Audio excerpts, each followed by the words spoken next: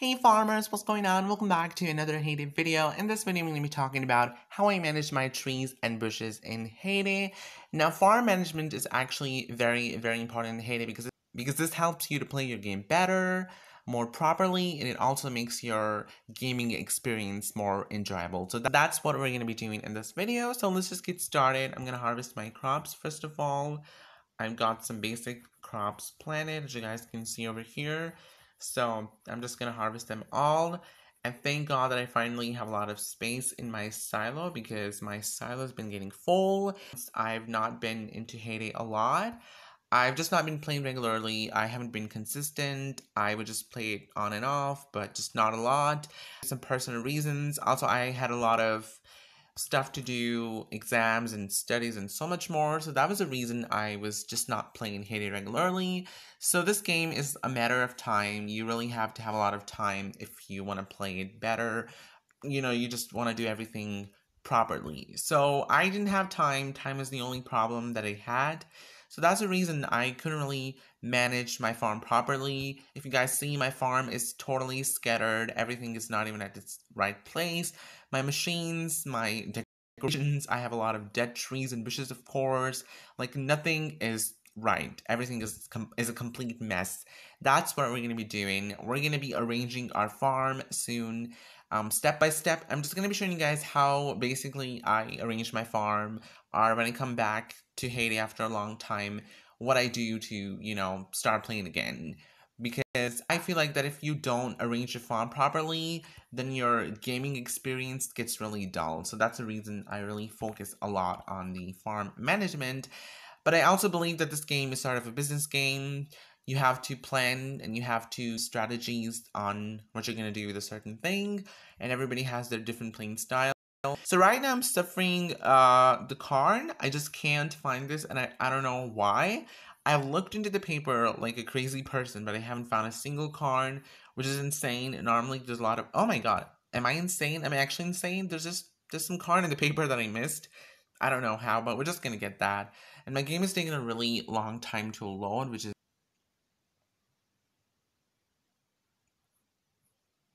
oh, the corn is gone. That is not good. That is not good at all.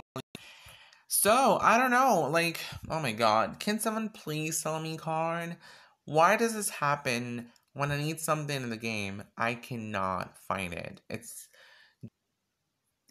Anyways, coming back to the main topic of this video, the trees and bushes. As you guys can see, my farm has a lot of trees and bushes actually because I use them a lot. I always make a lot of products, so I definitely need them a lot. And some of the fruits I always need in big quantities, like olives. I can just never have enough. Then lemons, and then maybe cacaos. So, what are the trees and bushes? Well, they're one of the major things in the game, just like your machines, just like your animals, and just like every other thing in the game that helps you in getting experience. So, you can purchase the trees and bushes from your shop. There's a section which is specific for the trees and bushes, as you can see right here. There are a lot of trees and bushes in the game which unlock at their certain levels. So, we start from the apple tree. There's a raspberry bush, there's a cherry tree, the blackberry bush, cacao tree. There's some more bushes, and then we have olive tree, lemon, orange, peach, banana, and of course, the last one is the plum tree. And it's been a while, we haven't had any new tree in the game. So fingers crossed, are we going to get new tree in the game or not? I wish that we get more trees. That would be really cool. So anyways, what do these trees and bushes do? Particularly nothing special. They just help you to make in the game. Let's take an example. If I want to make some ice cream, let's say I want to make chocolate ice cream, I'm going to be needing a lot of cacaos. And of course, if I need, let's see, where do we use fruits? If I want to make some orange sorbet, I'm going to be needing oranges. If I'm going to make peanut butter milkshake, I'm going to need a lot of cacaos. Peach ice cream needs a lot of peaches. Mint ice cream needs the cacaos again. The banana split needs a lot of cherries and bananas. If you come to the coffee, you're going to need a lot of coffee beans. Then if you come over here to the candy, it's also going to need a bunch of fruits. Then the jam maker is going to need a crazy amount of fruits. As you guys can see, literally all the fruits get used here. So fruits and the berries, they are very important to have in the game. You cannot play Hay Day properly if you don't have enough fruits and bushes. Trust me, I suffer a lot. Like, literally, you won't be able to make a lot of products. Especially, like, you can see 3 olives just to make 1 bottle of olive oil. And this product also gets used a lot to make mayonnaise, which you then use to make toasts and salads. And this is how the cycle of the game keeps going on. Okay, I'm just gonna check the paper again to see if I can find the card. Okay, so let's check the paper and see if I can find the card. I really wish that I do, but there's no card in the paper. I have no idea why this is happening with me. It's literally been like 4 hours. I've been looking for card. Oh my god, this is the worst thing in the world. Well, it doesn't matter. So, now you guys can see I have a lot of trees. So the first tip here is that plant trees and bushes according to your farm needs. Of course, don't overplant them. You're really going to have a lot of problems. The main challenge that comes with trees and bushes is that you have to cut them. Once they get dead, they will occupy extra space on your farm, and your farm will look really ugly, really awful, and you will also not be able to, decorate it properly. So make sure that you actually manage your trees and bushes. Now, saws and axes are used to cut them down. If you don't have them, that's going to be a problem. You can trade them or you can just get them by playing the game. Baby farms to have some extra trees. Now, this is not really necessary, but if you have a baby farm, that's always better. You can plant some trees. Let's say that I have baby farms and I've got some apple, cherry, cacao trees there. I've also got some olive trees there. And then I also have the blackberry, the raspberry, and the coffee beans, all these bushes on my baby farms as well. So they really help me to get extra fruits. Every time I run out of fruits on my main farm, I won't have any problems. I would just go to my baby farm and I would get, and that's just pretty simple, I guess. So I'm just going to be starting managing them. So what I do is when I'm playing the game, I don't really collect a lot of the fruits because trees are the extra silo. You can just let the fruit stay there every time you need them. Let's say if I need to make some orange soda right now at this point, at this moment. Okay, let's see, I need 2 oranges. So what I would do, I would normally just pick 2 oranges. I would not pick a lot because I know what some people do. They just like go ahead like crazy. They just, run their finger on the screen and they collect crazy amount of fruits.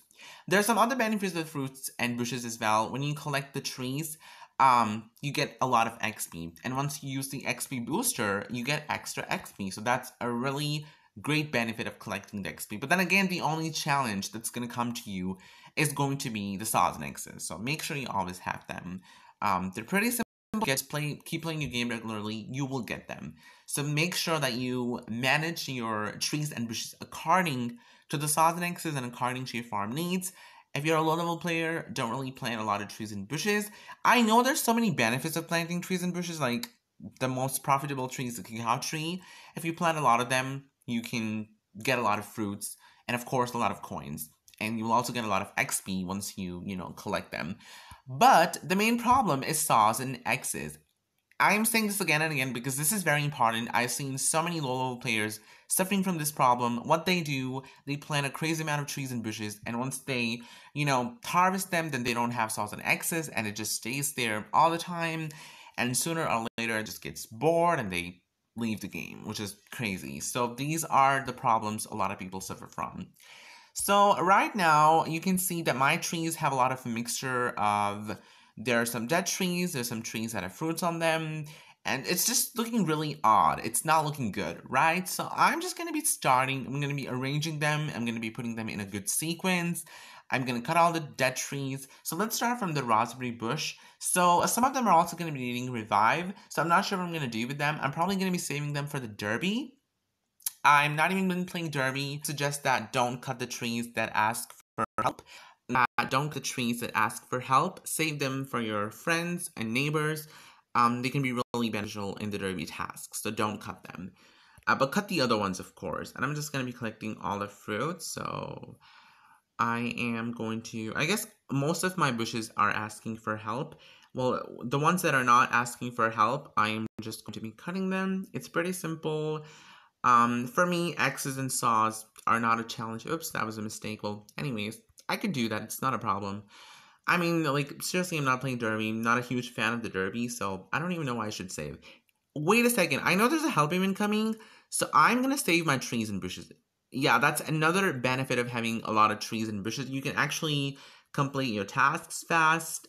If you have baby farms, you can, help your neighbors by giving them all these, the dead trees helps. And when there are events, you can also, play them and you can complete your event goal to get a lot of prizes. So yeah, the benefits are there, but there's some disadvantages as well. Like your farm's gonna be literally occupied with all these dead trees. So saws and X's all the time.